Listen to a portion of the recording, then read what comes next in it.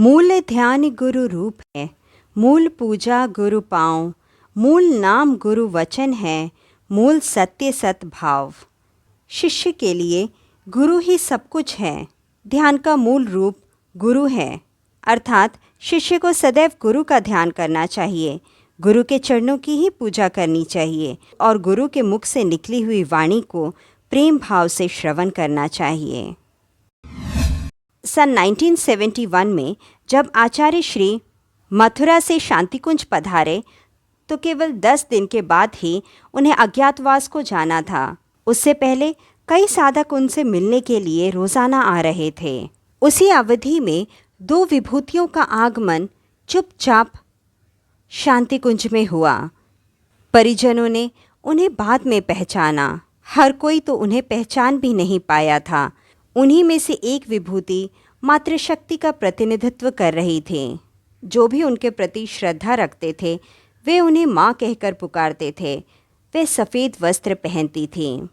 प्रशासन ने उनके आने और जाने के लिए उचित व्यवस्था की थी। मीरा और रामकृष्ण परमहंस की तरह वे भी किसी भी क्षण सहज स्थिति से भाव समाधि में चली जाती थी। इसी कारण से उनके स्वास्थ्य की देखभाल के लिए सहायिका की नियुक्ति की हुई थी। वे जहाँ कहीं भी जाती ये सहायिका उनके साथ ही जाती। लेकिन शांतिकुंज वे कुछ साध्वियों के साथ ही पधारी थी। आमतौर पर वे मोटर कार का ही प्रयोग करती थी इधर उधर जाने के लिए, लेकिन शांतिकुंज वे तांगे में बैठ कर आई थी और गेट पर उतरते ही सीधा ऊपर चली गई। गुरुदेव तब दाईं ओर वाले कक्ष में बैठे देवकन्याओं की भावी साधना और शिक्षा के बारे में चर्चा कर रहे थे। वह विभूति परामर्श कक्ष के सामने से जाते हुए अखंड दीपक को प्रणाम करती हुई अर्चना कक्ष के बाहर ही बैठ गई।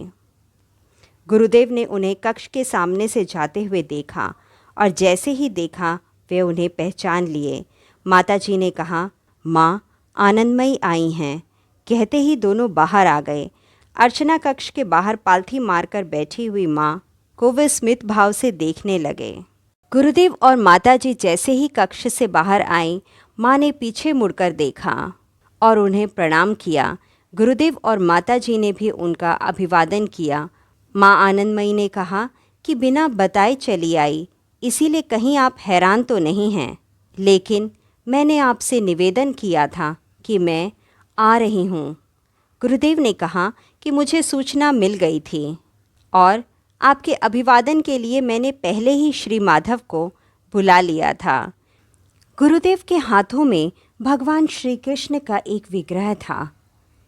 कांसे की बनी हुई एक दुर्लभ सी मूर्ति को बढ़ाते हुए गुरुदेव ने कहा, आपके इन्हीं इष्ट ने मुझे आपके आगमन की सूचना दे दी थी माँ। माँ ने वह मूर्ति ग्रहण की, उसे निहारने लगी और फिर गुरुदेव से कहा कि आपको सूचना देने के लिए तो इन्हें वृंदावन से आना पड़ा, है ना प्रभु?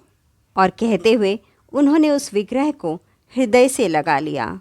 फिर गुरुदेव से बोली, आप भी तो इन्हीं की लीला भूमि से पधारे हैं ना? फिर उनके मुख की मुद्रा बदलने लगी। ऐसा लग रहा था जैसे वे भाव समाधि से बाहर आ गई हों। जो भी साध्वियाँ उनके साथ आई थीं, माँ आनंदमयी ने उन्हें नीचे ही रुकने के लिए कहा था। इसी के लिए वे प्रतीक्षा करती हुई सीढ़ियों के पास ही ठहर गई थी। गुरुदेव और माताजी ने माँ आनंदमयी को परामर्श कक्ष की ओर चलने के लिए कहा। वह भीतर आई, आसन पर बैठ गई। फिर स्वतः ही उनसे कहने लगी, याज्ञवल्क्य जी जब अपना आश्रम छोड़कर तप के लिए जा रहे थे तो उन्होंने गार्गी और मैत्री से कहा कि तुम इस संपदा को आपस में बांट लेना।